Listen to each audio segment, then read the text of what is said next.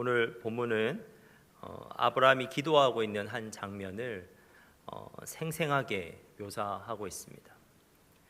이 기도는 중보 기도의 대표적인 예시가 되는 기도이기도 합니다.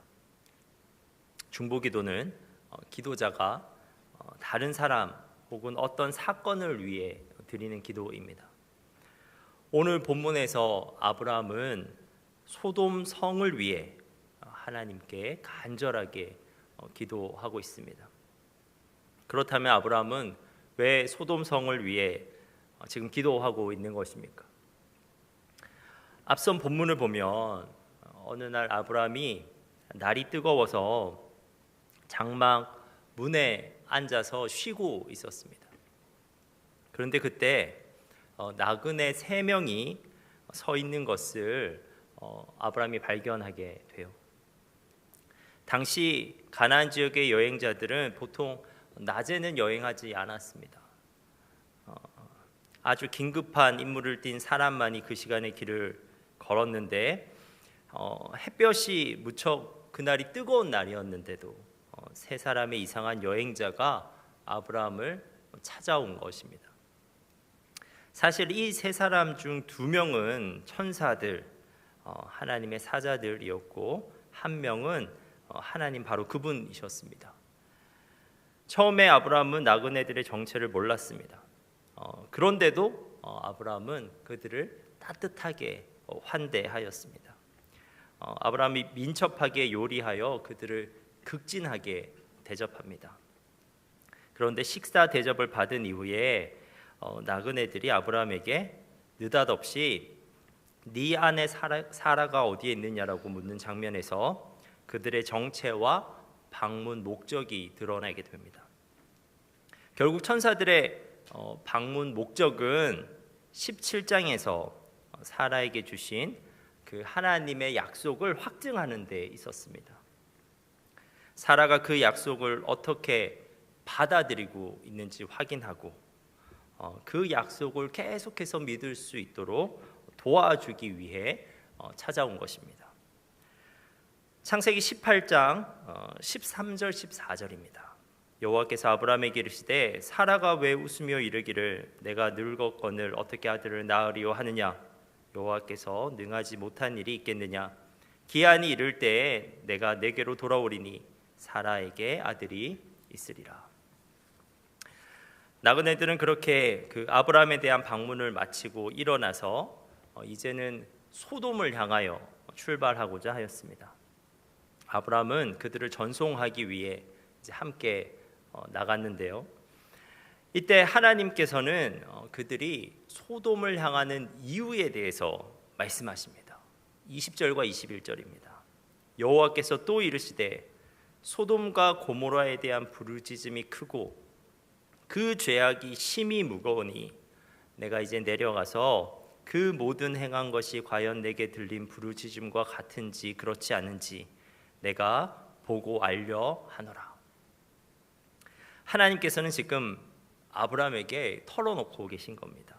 소돔과 고모라에 대한 암행 감찰과 심판 계획을 솔직하게 말씀하고 계십니다. 하나님께서 그렇게 지금 행하고자 하시는 것은 그분께서 들으셨기 때문입니다. 하나님께서는 그 땅에서 들려오는 부르짖음을 들으셨습니다. 그 땅에서 자행되고 있는 우상 숭배, 억압, 착취, 폭력, 성적 죄악으로 통해서 서로 주고 고통 당하고 있는 사람들의 그 부르짖음을 들으셨습니다. 그래서 하나님께서는 지금 직접 가셔서 그 죄악을 확인하시겠다는 거예요. 그리고 그 죄악을 심판하고자 하셨습니다. 그런데 이러한 소돔에 대한 심판 예고를 아브라함이 듣고 아브라함이 이렇게 반응합니다. 22절입니다. 그 사람들이 거기서 떠나 소돔으로 향하여 가고 아브라함은 여호와 앞에 그대로 섰더니 두 천사는 출발했습니다. 소돔성을 향해 출발했는데 아브라함은 하나님 앞에 우뚝 섰습니다. 하나님을 대면하여 아브라함이 섰습니다. 그런데 거기서 그치지 않고 그는 하나님께 더 나아가서 그분과 대화를 시도하고 있습니다. 인격적인 하나님 앞에서 마음을 담아 이야기를 주고받는 것, 그것이 기도죠. 아브라함이 지금 기도를 시작하고 있습니다. 23절에서 아브라함은 대뜸 질문합니다. 이렇게 질문했는데요. 23절입니다. 아브라함이 가까이 나아가 이르되 주께서 의인을 악인과 함께 멸하려 하시나이까? 지금 아브라함은 하나님께 진지하게 묻고 있습니다. 지금 하나님께서 아멘 감찰과 심판 계획에 대해서 말씀하시자 그 마음에 떠오르는 질문이 있었는데 그 질문을 가감없이 하나님께 묻고 있어요. 아브라함은 소돔을 멸할 능력이 하나님께 있음을 조금도 의심하지 않았습니다. 그런데 그 능력을 행하심에 있어서 고려될 사항이 있는 것 아닙니까? 라고 지금 하나님께 상기시키고 있는 거예요. 최소한의 구분은 되어야 합니다. 하나님을 무시하고 이웃을 해치는 그 악인과 하나님을 경외하고 이웃을 존중하는 의인이 있을 텐데 그 둘은 구분돼야 되는 거 아닙니까? 의인이 악인 때문에 억울하게 심판의 대상이 되어서는 안 되지 않습니까?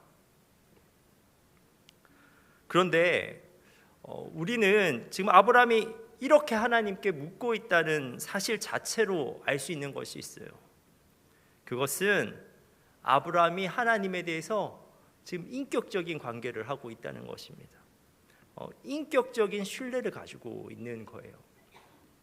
아브라함은 하나님이 엄청난 분이신 것도 알고 있습니다. 하나님께서 소돔을 완전히 파멸시킬 수 있는 심판주가 되신다는 것도 분명히 알고 있어요. 25절에서 아브라함은 하나님을 세상을 심판하는 이라고 그렇게 부르고 있습니다. 하지만 그가 또 무엇을 알고 있냐면요, 그러한 절대 주권에 하나님께서 자신의 말도 귀담아 들으시는 분이라는 것을, 더 나아가 그에게 기꺼이 호의를 베풀 수 있는 분이라는 것도 아브라함이 알고 있는 겁니다.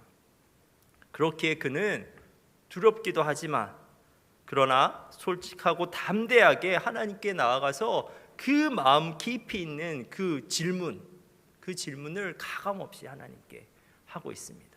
인격적인 하나님께 그렇게 인격적으로 나아가고 있는 것입니다. 아브라함은 하나님께 계속해서 질문합니다. 24절입니다. 그 성중에 의인 50명이 있을지라도 주께서 그곳을 멸하시고 그 50의인을 위하여 용서하지 아니하시리까?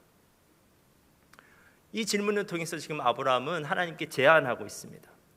그는 하나님께 소돔성에 의인 50명이 있다면 어떻게 하실 겁니까? 그 의인을 구하실 뿐만 아니라 그들을 봐서도 그 소돔성 전체를 멸하지 말아달라고 지금 하나님께 말하고 있는 것입니다. 그런데 하나님께서는 그러한 아브라함의 제안을 기꺼이 수락하십니다. 26절입니다. 여호와께서 이르시되 내가 만일 소돔 성읍 가운데서 의인 50명을 찾으면 그들을 위하여 온 지역을 용서하리라. 하나님께서는 아브라함의 제안처럼 의인 50명만 있으면 그 의인 50명만 구하는 것이 아니라 그 의인을 위하여 온 지역을 용서하시겠다고 말씀하시는 거예요. 여러분, 하나님께서 소돔성을 향하고 계신 이유는 단순히 소돔의 사람들을 정죄하고 그들을 멸망시키는 데 있지 않으십니다. 여전히 하나님이 진짜 원하시는 것은 무엇이냐면 그 땅 가운데 의를 세우는 거예요. 여전히 그 땅 가운데 있는 사람들을 구원해내기를 원하셨습니다. 그러므로 의로운 사람, 여기서 의로운 사람은 죄를 짓지 않는 사람이 아니라 하나님과 올바른 관계를 하고 있는 사람입니다. 그런 의로운 사람의 존재는 얼마든지 다른 사람들까지 구원하는 토대가 될 수가 있는 거예요. 만일 소돔과 고모라에 의인 50명이 있다면 그 땅에 희망이 있다는 겁니다. 하나님 오시기에 충분한 희망이 있다는 거예요. 그 의인 50명이 불의의 땅을 정의의 땅으로 건져내고 죄악으로부터 터져나오는 부르짖음을 잦아들게 할 수가 있다는 겁니다. 그러므로 하나님께서는 그 아브라함의 제안을 기꺼이 받아들이십니다. 그 50명만 구해주는 것이 아니라 내가 그 사람들에게 나의 희망을 걸고 그 땅을 다 구원하겠다. 그런데 하나님께 아브라함이 그렇게 당당하게 제안을 했는데 아브라함이 오히려 자신감이 없어져 버렸습니다. 처음에는 막연하게 50명 정도는 그 소돔성에 있겠지 생각했는데 이렇게 현실적으로 생각하기 시작하니까 50명을 찾아낼 수 없다는 판단이 들었습니다. 그래서 아브라함은 자신을 한껏 낮추어서 하나님께 다시 한번 말씀드립니다. 27절, 28절 상반절입니다. 아브라함이 대답하여 이르되 나는 티끌이나 재와 같사오니 감히 주께 아뢰나이다. 50의인 중에 5명이 부족하다면 그 5명이 부족함으로 말미암아 온 성읍을 멸하시리이까. 우리가 한글 성경으로 이 구절을 보면 마치 그 아브라함이 하나님과 그 시장에서 흥정하는 것처럼 지금 거래하고 있는 듯한 느낌을 받는데 원어로 우리가 이것을 보면 그런 뉘앙스가 아닙니다. 그 원어로 5명이 부족하다면이라는 문구를 보면 새로운 조건을 뻔뻔하게 내거는 듯한 뉘앙스가 아니라 그 아브라함의 찹찹하고 난감한 심정을 표출하고 있는 거예요. 아무리 생각해도 5명이 모자랄 것 같은데 하나님 그래도 온 성읍을 멸하셔야겠습니까? 라고 자신의 걱정과 그 우려를 담아서 하나님께 묻고 있는 것입니다. 이 하나님께서는 또다시 너그럽게 응답하십니다. 내가 거기서 45명만 찾아도 멸하지 아니하겠다 말씀하십니다. 그런데 아브라함의 간구는 여기에서 끝나지 않습니다. 아브라함이 계속 생각해 보니까 45명도 없을 것 같습니다. 그래서 다시 5명을 빼서 의인 40명을 기준으로 제시합니다. 하나님은 다시 의인 40명만 있어도 멸하지 않겠다고 대답하십니다. 생각할수록 더 걱정이 된 아브라함은 내 주여 노하지 마시옵고 말씀하게 하옵소서 라고 말하며 의인 30명을 기준으로 제시합니다. 그러자 하나님은 30명만 찾아도 소돔과 고모라 전체를 심판하지 않겠다 대답하십니다. 그런데 아브라함은 그 후로도 2번 더 10번씩 감하여서 심판 명제 기준을 10명으로 낮추는 데까지 성공합니다. 하나님께서 마지막으로 확약해 주십니다. 내가 10명으로 말미암아 멸하지 아니하리라. 여러분, 의인 10명만 있어도 한 도시를, 한 나라를 구할 수 있다는 것입니다. 사랑하는 여러분, 그 소돔성 심판 계획을 통보받은 아브라함이 진짜 하나님 앞에서 정말 이 치열하게 쏟아낸 이 중보기도는 어떻게 역사하게 됩니까? 우리가 이미 알고 있는 것처럼 아브라함의 기도가 소돔을 멸하려는 하나님의 계획을 바꿔놓지 못한 것은 분명합니다. 소돔으로 가신 하나님께서는 확인하십니다. 소돔의 제약이 정말 그 부르짖음처럼 극에 달아 있고 그곳에 정말 의인이 없다는 것을 발견하십니다. 결국 거룩하신 하나님께서는 그 죄악의 더러움을 더 이상 참지 못하시고 소돔과 고모라를 유황과 불로 멸하시게 됩니다. 그렇다면 아브라함의 중보기도는 실패했다고 봐야 되는 것인가? 아브라함의 기도는 그냥 아무 의미가 없는 무의미한 기도가 되어버린 것일까? 그런데 최소한 아브라함은 이 기도를 통해서 알게 되었을 겁니다. 하나님에 대해서 알게 됐습니다. 하나님께서는 그분의 심판 계획을 그냥 그 계획대로 무자비하게 실행하시는 냉혹한 절대 군주가 아니라는 거예요. 아브라함이 기도 중에 발견한 하나님은 오늘 우리가 본문에서 보았던 것처럼 한없이 약해지시는 분입니다. 아브라함의 기도는 겸손했지만 진짜 집요하잖아요. 오히려 그 간구의 대상이 인간이라고 생각한다면, 인간의 권력자라고 생각한다면 사실은 그 집요함에 불같이 화를 냈을 겁니다. 하지만 하나님께서는 화내지 않으셨습니다. 아브라함이 하나님께 가까이 나아가서 티끌 속에 머리를 파묻고 하나님의 진노를 감수할 각오로 그렇게 간절하게 제안할수록 하나님도 점점 몸을 굽히시고 아브라함의 그 말에 수긍하시면서 그의 제안을 따뜻하게 받아주셨습니다. 50명에서 45명, 45명에서 40명, 그리고 30명, 20명, 10명으로 심판의 기준이 낮아질 때마다 아브라함은 오히려 하나님 앞에서 몸둘 바를 몰라 했지만 오히려 하나님께서는 처음부터 끝까지 담담하고 너그럽게 그 제안을 받아들이셨다고요. 아브라함은 그 기도 가운데 하나님의 자비와 긍휼을 보게 됩니다. 사랑하는 여러분, 하나님께서는 온 세상을 심판하실 수 있는 그 하나님께서는 오늘 어떻게 보면 하나님 눈에는 아브라함이 티끌과 같을 거 아니에요. 그런데 그 티끌과 같은 그 한 사람 아브라함에 의해서 중재받는 것을 기분 나빠하지 않으셨다고요. 오히려 하나님께서는 그분의 심판을 말리는 중보자가 제발 좀 출연해 주기를 원하셔요. 자신의 그 목숨을 걸고서라도 하나님 앞에 항변하면서 좀 그들을 구원해 달라고 호소할 수 있는 한 명의 중보자를 찾으신다고요. 하나님께서는 오히려 그 아브라함의 대담하고 집요한 제안이 기쁘셨을지도 모르겠습니다.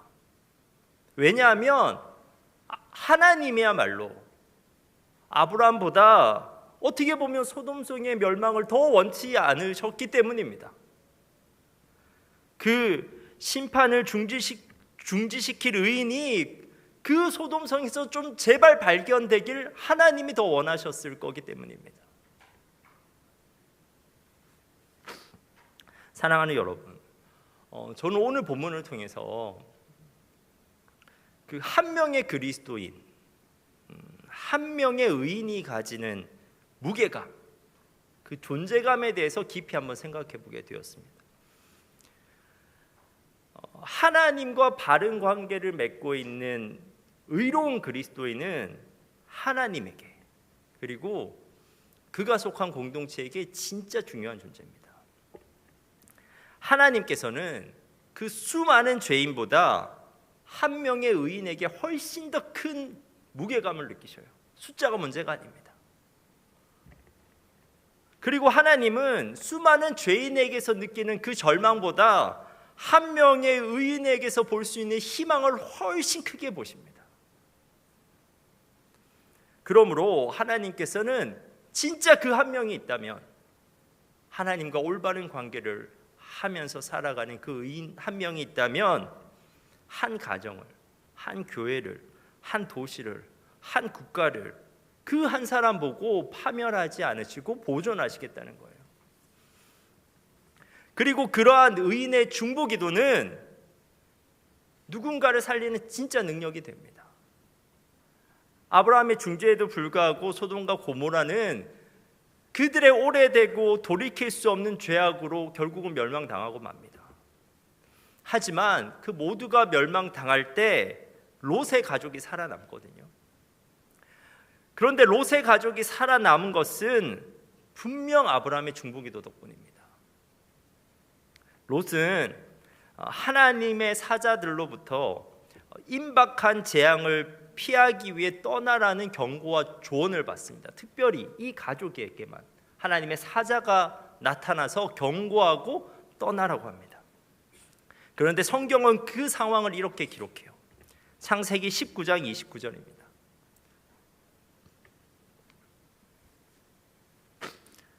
창세기 19장 29절입니다. 하나님이 그 지역의 성을 멸하실 때, 곧 롯이 거주하는 성을 엎으실 때 하나님이 아브라함을 생각하사 롯을 그 엎으시는 중에서 내보내셨더라.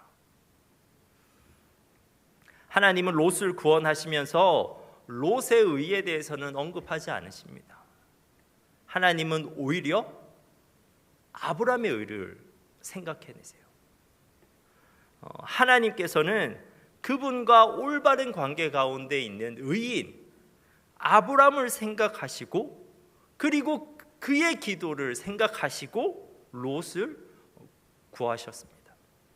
아브라함의 기도는 롯과 그의 가족을 살리는 실질적인 능력이 되었습니다. 사랑하는 여러분, 하나님께서는 의인을 찾으십니다. 애타게 찾으십니다. 하나님과 올바른 관계 안에 있는 그 한 명의 의인을 너무나 찾으십니다. 그리고 그 의인의 대담한 중재적 역할을 기뻐하시고 그 의인의 중보 기도를 실질적인 능력으로 하나님께서 사용하십니다. 우리의 가정은, 우리의 교회는, 우리의 도시는, 우리의 나라는 외부적인 요인으로 망하는 것이 아닙니다. 의인이 없어서 망하는 겁니다. 우리 그리스도인이 의인으로 바로 서 있을 때 한 명의 그리스도인이 그 가정에 있고, 한 명의 그리스도인이 우리 공동체 가운데 있고, 한 명의 그리스도인이 우리 도시와 우리나라에 있다면, 그리고 그 한 명이 하나님과의 올바른 관계 안에서 그 중재적 역할을 감당해낸다면 하나님께서는 우리를 보시고 그 한 명의 그리스도인을 보시고 그 공동체를 보전하신다고 하시는 겁니다. 우리 곁에 있는 누군가가 우리를 통해서 구원받을 수 있게 되는 것입니다. 사랑하는 여러분, 저는 정말 여러분이 그러한 의인 되길 간절히 바랍니다. 하나님께 더 가까이 나아가서 하나님과의 올바른 관계 가운데서 그리스도의 역할을 잘 감당해내는, 그래서 여러분을 통해서 여러분의 가정이 살아나고 여러분의 직장과 여러분의 친구들이 살아나는 그런 여러분 되시길 간절히 바랍니다. 기도하겠습니다. 하나님, 우리가 하나님과 바른 관계 안에 서 있는 의인 되게 하옵소서. 우리가 하나님 앞에서 중재적 역할을 감당하는 중보 기도자 되게 하옵소서. 그래서 우리를 통해서 우리의 공동체가 보존되며 우리를 통해서 누군가가 구원받는 영적 역사가 일어나게 하옵소서. 하나님, 우리를 그렇게 사용하여 주옵소서. 예수님의 이름으로 기도합니다.